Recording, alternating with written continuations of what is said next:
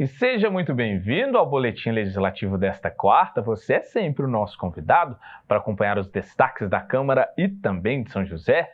E LDO é em debate, viu? Lei de Diretrizes Orçamentárias recebeu sugestões de moradores recolhidas na audiência sobre o tema e também no hot site disponibilizado pelo Legislativo. Vamos te mostrar quais foram os principais assuntos. Mesmo com prazo prorrogado, a campanha de vacinação da gripe ainda registra baixa procura. A mesma situação para a vacina da Covid, viu? Tá faltando consciência, pessoal. Ainda vamos falar do Dia do Cinema Brasileiro, comemorado nesta quarta. São José tem expoentes desta, considerada a sétima arte. Então, fica com a gente. E muitos debates marcaram a última sessão de Câmara. Como determina o rito de trabalho em plenário, o espaço foi de fala para os vereadores apresentarem assuntos, viu? De interesse público. E entre os principais temas estavam manutenção pública e fiscalização. Também teve votação de documentos, como a gente te mostra agora. Entre os documentos apreciados durante a 34ª sessão do ano estão requerimentos, indicações e moções. Das indicações lidas em plenário, a maior parte dos pedidos era por serviços como limpeza de ruas, capina, poda de árvores, troca de lâmpadas, entre outras ações de manutenção pública. Quanto aos requerimentos aprovados, estavam solicitações para a realização de exames e consultas na área da saúde e rondas policiais em alguns bairros. Já no Pinga Fogo, os principais assuntos abordados foram fiscalização, manutenção pública, inclusão, segurança pública e esporte. O primeiro orador, o vereador Marcelo Garcia, comentou sobre o início de uma obra de melhoria em uma viela entre os bairros Jardim Oriente e Bosque. Em um vídeo, o parlamentar apontou que moradores pediam mais atenção ao local, que apresenta problemas como mato alto, falta de iluminação e buracos. Outro parlamentar a usar a tribuna, o vereador Dr. José Cláudio, defendeu a votação do projeto que garante a recomposição salarial aos servidores públicos, que recebeu parecer contrário de algumas comissões. Dr. José Cláudio ainda reclamou da condição de algumas ruas e atrasos em obras públicas. E o discurso do vereador Walter Hayashi foi uma homenagem aos imigrantes japoneses pelos 116 anos da imigração nipônica no Brasil. Ele destacou o trabalho e a luta de todos que se mudaram para o nosso país em busca de melhores condições de vida e ajudaram no desenvolvimento de diversas cidades, incluindo São José. Uma série sobre esse momento foi apresentada em plenário. Também no Pinga Fogo, o vereador Lino Bispo fez críticas sobre a construção de um condomínio de prédios em uma região dos bairros Parque dos Ipês e Bosque dos Eucaliptos. Segundo o parlamentar, os moradores acreditam que a obra poderia trazer problemas viários e o assunto foi tratado direto com o prefeito. Lino também defende o projeto de lei em debate no Congresso que altera a lei de criminalização do aborto. Também favorável à proposta, o vereador Juvenil Silvério reiterou que é preciso defender a vida e salvar o bebê. Para o parlamentar, existem outras opções além do aborto, como a doação da criança para a adoção. De acordo com o Juvenil, nesses casos, é preciso garantir a segurança da mãe e do bebê. Já a vereadora Amélia Naomi se posicionou contrária sobre a PL que trata da criminalização do aborto. Segundo a parlamentar, a matéria é um retrocesso e garante à mulher penas maiores do que para um estuprador.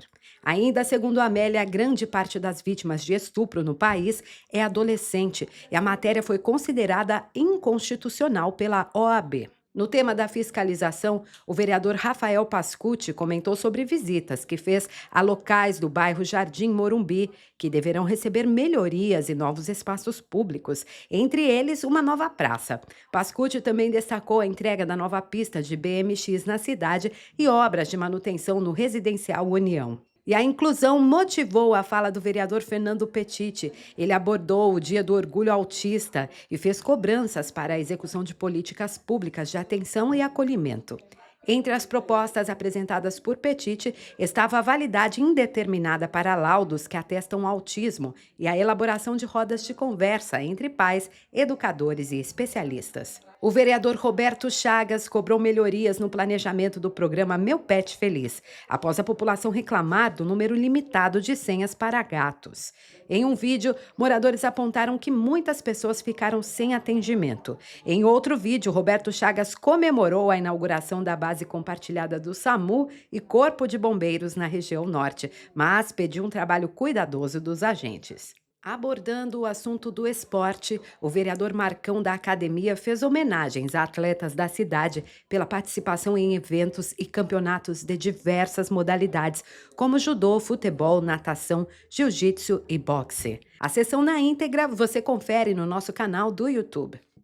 E agora a gente fala de participação popular. Os moradores foram ativos nas contribuições sobre a Lei de Diretrizes Orçamentárias do ano que vem, apresentadas na audiência sobre o tema e também por meio de um formulário online no site da Câmara. Todo o material foi recolhido e analisado pelos vereadores, que poderão pensar emendas parlamentares a partir das propostas da comunidade. E a gente também apurou as sugestões e te mostra quais são as principais demandas da população. Muitas sugestões foram enviadas pelo hot site da Câmara para aplicação de recursos na LDO de 2025, a Lei de Diretrizes Orçamentárias. Elas serão analisadas pelos vereadores e poderão compor o projeto final. Entre as reivindicações estão investimentos em espaços de lazer, como quadras esportivas, praças e salões multiuso em bairros da região Norte, Leste e Sul. Outras sugestões, como um acesso alternativo ao bairro Urbanova e obras de drenagem na Vila Diana, também fizeram parte dos pedidos. Para os parlamentares, a participação popular é importante durante o processo de análise da matéria. Todo dia que abre sessão aqui, nós falamos que o poder emana do povo. Ouvir a população é uma das premissas dessa casa. Grandes demandas de legislação, ou proposituras, ou indicações, requerimentos que fazem aqui nessa casa, é ouvindo o povo. Eu digo que a Câmara Municipal é o grande ouvido da sociedade. É um momento de trazer sugestões, ajudar aí no desenvolvimento da cidade, do bairro, né, com sugestões que pode trazer melhorias e, se isso é possível também, para poder colocar no orçamento, que é a LOA, que é votado no final do ano. Então é muito importante a participação das pessoas para poderem dar, então, sugestões. Isso ajuda no crescimento da cidade. Vereadores também enviaram sugestões. Os pedidos foram para ampliação e construção de creches, melhorias de infraestrutura em bairros, além de medidas na saúde, segurança, mobilidade e urbanismo. As contribuições se juntam às indicações feitas na audiência pública sobre o tema realizada na Câmara. Os pedidos também foram enviados à Prefeitura para análise de viabilidade. Aquelas com condições de serem executadas deverão ser apresentadas como emendas no dia da votação do projeto. A LDO deve ser apreciada até o final deste mês, antes do recesso parlamentar de julho. Nós temos, né, até o final desse mês para análise, para as devolutivas para o cidadão também, e continuar trabalhando, né, para o nosso orçamento anual do ano que vem e todas as proposituras referentes ao orçamento, para que a gente tenha uma cidade, o planejamento da nossa cidade para o próximo ano saia aqui dessa casa, é votado nessa casa. Geralmente as demandas são maiores, são demandas dos bairros, né? Isso é natural, né? Bairros mais distantes da área central é onde as pessoas pedem mais melhorias. Alguns exemplos, né? É mais construção de escolas, creches, UBSs, enfim. Isso são, eu diria, o maior número de pedidos que tem. A LDO é uma base do orçamento do município para o ano que vem. Nela estão apontadas as metas e prioridades que vão nortear a construção da LOA, a Lei Orçamentária Anual.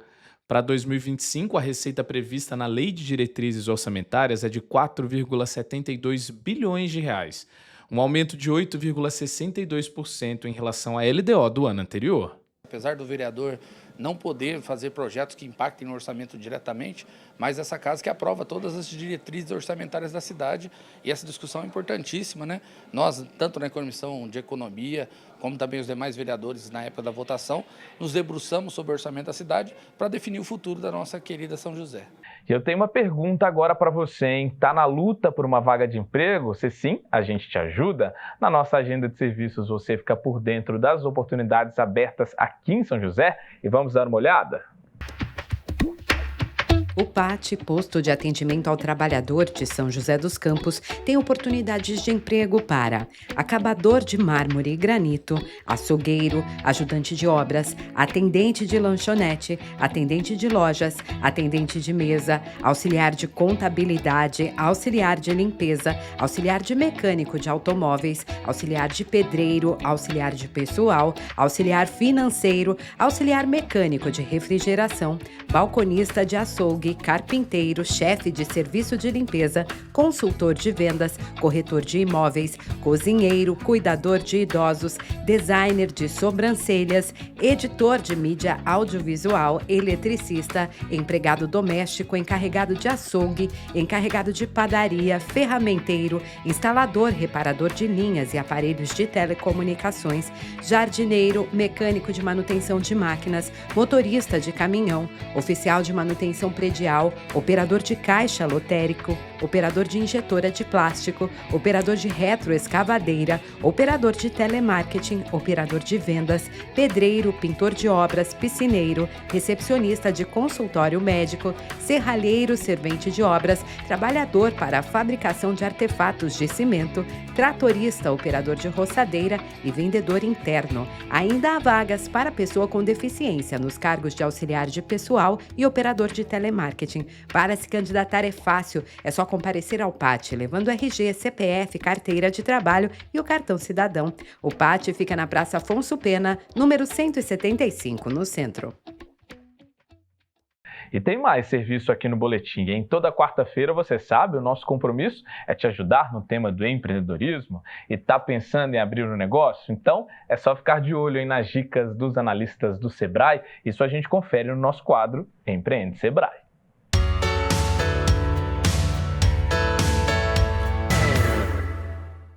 Olá, sou Rafael Souza, sou consultor de negócios do Sebrae e hoje estou aqui para dar dicas do quais são as estratégias que você, empreendedor, pode utilizar para lidar aí com o desafio em relação à inteligência emocional do dia a dia do teu negócio.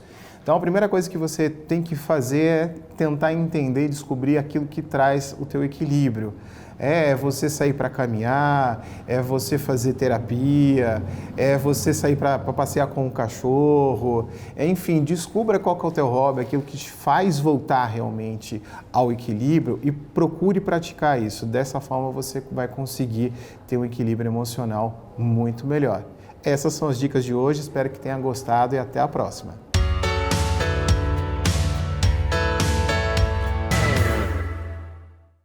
E vamos agora para o tema da saúde, que na verdade é uma cobrança para todo cidadão, hein? A gente mostrou para você ontem a queda na adesão da campanha contra a poliomielite, menos de 20% das crianças vacinadas, e a campanha da gripe foi prorrogada pela baixa procura. A Prefeitura também já começou a vacinar contra a Covid-19 e a situação é a mesma, hein, pessoal? Doses sobrando. Fica o recado por mais consciência, pessoal. Para a gente amenizar os sintomas e não sobrecarregar o sistema de saúde, é preciso da adesão às campanhas de vacinação e se você não se vacinou, não pode perder tempo. Para conversar com a gente sobre esse assunto, eu chamo a repórter Mila Lustosa. Mila, boa tarde, é com você. Olá, Guerra. Boa tarde a todos que nos assistem. É isso mesmo, Guerra. Olha só, a Prefeitura de São José dos Campos prorrogou a vacinação contra a gripe até o dia 28 de junho. Também vem reforçando a importância da vacinação, da aplicação da vacina contra a Covid-19. Para falar um pouquinho de adesão, locais da vacinação e a importância dela, nós vamos conversar nesse exato momento com a doutora Tereza Cardoso, chefe da Vigilância Epidemiológica aqui da nossa cidade. Doutora, boa tarde, muito obrigada por ter aceitado o nosso convite. Conta um pouquinho para a gente, né, a questão da adesão da vacinação contra a gripe, fala sobre o público-alvo para a gente e fala sobre as unidades de saúde que estão aplicando a vacina. Infelizmente, a adesão à vacina da gripe está baixa, não só aqui no município, no estado de São Paulo, no Brasil como um todo. Por isso que foi aumentado, prorrogado o período de término da campanha, do término da campanha. Aqui no município, nós estamos com 26% de cobertura no público-alvo.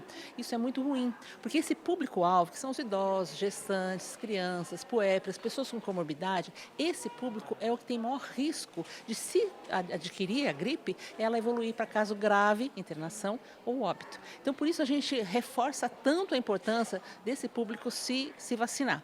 Mas também a vacina foi aberta para as demais pessoas que quiserem se imunizar. Não é para pensar que a vacina vai deixar as pessoas terem gripe. Não é isso. As pessoas vão ter gripe, só que elas vão ter menos risco de evoluir para caso grave e óbito. Por isso é tão importante a vacinação. Os locais aqui de São José que estão aplicando vacina são todas as unidades básicas de saúde, o Tableau, e os horários e os endereços podem ser acessados pelo site. Maravilha. Doutora, conta pra gente também, está tendo aí a aplicação da vacina contra a Covid-19. As pessoas estão indo se vacinar? Então, até dezembro, final de dezembro de 2023, a Covid era uma campanha. Né? Então, era para todas as idades, para todos os públicos, então tinha várias doses de campanha, de vacina. A partir de janeiro, a vacina entrou no calendário do Programa Nacional de Imunização. Então, as crianças devem tomar vacina, idosos devem tomar a cada 6 meses, profissionais de saúde uma vez por ano e assim por diante. Então, assim, existe todo um planejamento para as pessoas tomarem a vacina frequentemente, porque o que a gente sabe? Que a imunidade contra a Covid com a vacina, com o tempo cai. Por isso que é importante elas reforçarem isso. Maravilha, doutora. Muito obrigada pelos esclarecimentos. Olha só, Guerra, é isso mesmo. Quando a doutora falou, é importante que as pessoas procurem as unidades básicas de saúde aqui da nossa cidade. São 40 unidades, né, com os horários aí. A doutora falou, é só procurar o site da prefeitura para se informar um pouquinho mais sobre os horários de atendimento. Olha só, Guerra, eu já tomei a minha vacina, estou com as minhas vacinas em dias. E você, Guerra, já tomou a sua? De volta aos estúdios. Já tomei sim, Mila, carteira de vacinação em dia. Boa tarde, viu, para você. E é isso, pessoal. Eu devolvo para você que está em casa a pergunta da Mila, hein? Você já se vacinou? No caso da gripe, tem que correr, viu? Porque termina na próxima sexta a campanha de imunização contra a influenza. E, pessoal, a vacina é segura e fundamental para a saúde, hein? E a gente muda de assunto para um tema mais leve e que para muita gente é uma verdadeira paixão, o cinema. Sabia que hoje, dia 19 de junho, é o dia do cinema brasileiro? Essa arte só cresce no Brasil. E aqui em São José temos exemplos de quem se destacou não só aqui no país, mas nos olhares de fora. Independente do sucesso, o cinema é muito mais que entretenimento. É também um lugar de estímulo ao senso crítico e ao conhecimento, como a gente te mostra agora. Luz, câmera e ação. É neste espaço que a criatividade toma conta das produções do Marcelo. Ele trabalha com cinema há mais de 40 anos. Eu participava da UNB, em Brasília, e junto com os professores ali, né, o Geraldo Moraes, também que a gente ia fazer pescaria no Rio Araguaia, e uma dessas pescarias ele disse, vou transformar isso em um filme. Imagina, eu nem sabia o que era isso. E ele acabou escrevendo a história, que é A Difícil Viagem de Evandro de Souza, que é até meu primeiro filme. E eu amei, né? Comecei a fazer cinema, cada dia era uma aventura. Marcelo Torres atuou em diversas produções de sucesso, nacionais e internacionais, como Central do Brasil, vencedor do Globo de Ouro e indicado ao Oscar, e Diários de Motocicleta, o longa que ganhou um Oscar. Eu tive essa sorte de estar na retomada do cinema brasileiro, né? Tanto com Carlota Joaquina e o Central do Brasil. O Carlota Joaquina foi o primeiro e era um filme que a gente tinha $250 mil no orçamento, era muito baixo. Já o Central do Brasil era uma produção maior. Então tinha um equipamento em película também, mas a gente tinha mais câmeras, né? Era uma produção melhor, o filme já revelava na França, era completamente diferente do Carlota Joaquina. Mas ambos os filmes a gente percebia que durante ali a produção, né, que é a filmagem, que estava dando bons resultados, né? Tanto o Carlota como o Central do Brasil. E isso é uma delícia. O cinema, que faz parte da rotina do Marcelo, está presente na vida dos brasileiros há mais de 100 anos, uma trajetória que pouco a pouco ganhou novas cenas. Foi no dia 8 de julho de 1896, poucos meses após a primeira demonstração pública do funcionamento de um aparelho chamado cinematógrafo, desenvolvido pelos irmãos Lumière, que a primeira produção chegou por aqui. Eram imagens de cidades europeias trazidas em pequenos filmetes para serem exibidos em auditórios e teatros. Este acontecimento abriu caminho para a primeira filmagem em território nacional, Uma Vista da Baía de Guanabara. A gravação aconteceu em 19 de junho de 1898. Este marco fez com que o dia se tornasse o Dia do Cinema Brasileiro. E a partir desse primeiro filme, o cinema nacional foi conquistando cada vez mais espaço na cultura dos brasileiros. E produções feitas aqui começaram a repercutir internacionalmente, apresentando para o mundo o cotidiano e a realidade de quem vive em nosso país. Mostrar o dia a dia dos brasileiros nos diferentes contextos sempre foi o objetivo do Alan, diretor, roteirista e produtor independente. Ele foi premiado diversas vezes e uma das marcas registradas do cineasta é reproduzir momentos do cotidiano, como no longa Família de Ontem.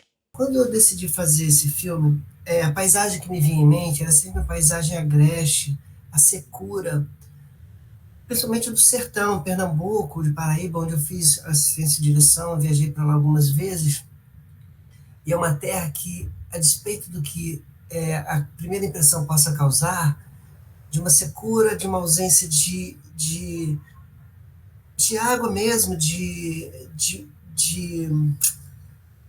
alguma coisa que possa remeter a uma condição viva e frutífera. No entanto, é um engano pensar que isso acontece, porque mesmo na condição mais inóspita lá, é muito fácil a gente encontrar uma riqueza assim, humana, cultural, invejável, admirável. E São José dos Campos já se tornou palco de grandes produções. A cidade foi cenário da série O Escolhido, produzida por Marcelo Torres. Para ele, nosso município tem um grande potencial. Em 2018, teve essa série pela Netflix, que é uma série de um orçamento grande. E a história era no Pantanal. Para filmar no Pantanal é super legal e tudo, mas se é uma produção grande, você vai gastar mais dinheiro ainda. E aí eu falei, cara, vamos fazer o Pantanal em São José dos Campos, em São Paulo, junto com o diretor de arte, o Cássio Amarante. Aí a maioria falou, que isso, São Paulo, onde é que você vai ter isso? E aí eu mostrei o parque para o Cássio, que é o diretor de arte. Pô, daí também ele ficou encantado, e nós conseguimos transformar isso. E daí você vê a possibilidade dessa região, né? Essa região tem um rio, né? Essa região tem uma cidade grande como São José, né? Um bairro como Aquários pode ser São Paulo. Você quer fazer uma área rural, também é tudo muito próximo da cidade. E mesmo os cinemas do passado, aqueles de rua, carregam um legado artístico. Hoje servem como casa de cultura e espaços que contam a história da sétima arte e incentivam novas criações. Mais do que diversão, o cinema ajuda a formar cidadãos mais conscientes. Por isso, a Câmara Municipal considera que políticas públicas são necessárias para estimular futuras produções. Precisamos ter mais acesso, né, ao cinema. E, infelizmente, nas pontas ainda é uma população que não tem tanto acesso a bons filmes, a não ser os comerciais, que são bem bombados aí no cinema, mas assim, há bons filmes que têm uma criticidade, infelizmente não chega até a ponta. Mas a gente continua apoiando e lutando para que cada vez mais o cinema seja democrático e seja para todos, de fato. E fica o nosso reconhecimento a todos os profissionais que atuam no cinema brasileiro. E como a gente está no tema das artes, olha só essa notícia. A Fundação Cultural Cassiano Ricardo abriu 4 novos editais para projetos artísticos. São áreas como música, artes cênicas, literatura e produção audiovisual. As inscrições terminam no mês que vem, então está em tempo para apresentar um projeto. E para nos ajudar com todas as orientações, eu chamo agora a repórter Marina Lima. Conta pra gente, Marina, como se inscrever. Boa tarde. Olha essa oportunidade, Guerra. Boa tarde para você e para todo mundo acompanhando o Boletim Legislativo. É uma oportunidade para quem tem projetos de criação e ou exibição de obras audiovisuais e são 4 editais. Para conversar sobre isso, estou aqui com Tom Freitas, presidente da Fundação. Tudo bem, Tom? Fala pra gente, para quem é esse edital? Marina, tudo bem? Acho que é para todos os artistas, produtores que tenham um projeto, seja ele de criação, ou seja ele de circulação, de festivais, mostras, das várias áreas artísticas, teatro, dança, circo, audiovisual, artes visuais, isto é, uma produção artística e queira ou realizá-la, né, criá-la, ou já está com ela pronta e queira circular, ou se você já tem um festival pronto e quer realizar esse festival no seu bairro, na sua região, entra no edital, entra no site da Fundação Cultural Cassiano Ricardo, tem lá o link para a plataforma Prosas, é todo de forma virtual, a pessoa faz a sua inscrição lá, coloca a sua proposta, seus dados, o que é a ideia, o valor dessa ideia e fica inscrito. Passa por um processo de seleção com técnicos externos e internos que vão avaliar as propostas, dar um parecer técnico e, caso ele seja contemplado, ele recebe o recurso que tem uma variação de 50 a 100 mil, a depender da proposta, do tamanho da proposta e do benefício que ela trará para a população de São José dos Campos. Ele recebe esse recurso, executa e quem ganha é a população de São José. E quais são as datas dessa programação? Então, o fim das inscrições, para quem se inscreveu, acompanhar essas etapas, quando que a pessoa fica sabendo se foi contemplado ou não, como é que funciona? Olha, as inscrições vão até 3 de julho, fica de olho, até às 17 horas, porque é 3 de julho, mas às 17 horas, como é tudo virtual, a plataforma fecha e daí os projetos que estão inscritos passam a ser avaliados. Na semana seguinte já sai a listagem dos inscritos e na sequência tem todo esse processo de análise, de pareceristas, de prazos para recursos. Então no segundo semestre ela executa a sua proposta, recebe o recurso e pode estar executando a sua proposta. Maravilha. E para outros artistas que não se encaixam nesses 4 editais, mas querem continuar acompanhando para uma nova possibilidade, como é que faz? Olha, no site da Prefeitura e da Fundação Cultural Cassiano Ricardo, constantemente a gente vai lançando esses editais. Nós temos outros editais, por exemplo, o edital de circulação, que é para aquele que tem uma proposta pronta, um projeto artístico, um espetáculo de dança, um espetáculo de teatro, um show musical, ele se inscreve lá, ele fica credenciado na Fundação. Daí, no decorrer, estando credenciado, com parecer, com documentação toda certinha, ele, durante o ano todo, a gente faz as atribuições para que esse show, esse espetáculo, faça parte, componha aí a programação cultural de São José dos Campos. Então, entrar no site, ficar lá acompanhando a gente nas redes sociais, que a gente sempre lança editais. Perfeito, Tom, muito obrigada pelo esclarecimento. Então, Guerra, só reforçando o que o Tom disse, as inscrições vão até 3 de julho, mas tem que ficar atento ao horário, até às 5 da tarde, às 17 horas. De volta ao estúdio. Isso aí, Marina, muito obrigado, viu? Então é isso, pessoal, os editais estão na plataforma Prosas. Agora é montar o seu projeto, se inscrever e uma boa sorte.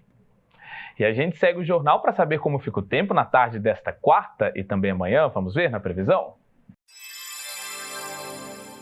Dia de sol com algumas nuvens nesta quarta-feira. Há pouca possibilidade de chuva. A temperatura máxima esperada é de 27 graus e a mínima de 12. Para amanhã, quinta-feira, também não há expectativa de chuva. O dia deve ser de sol com aumento de nuvens durante a tarde. A máxima prevista é de 26 graus e a mínima de 12.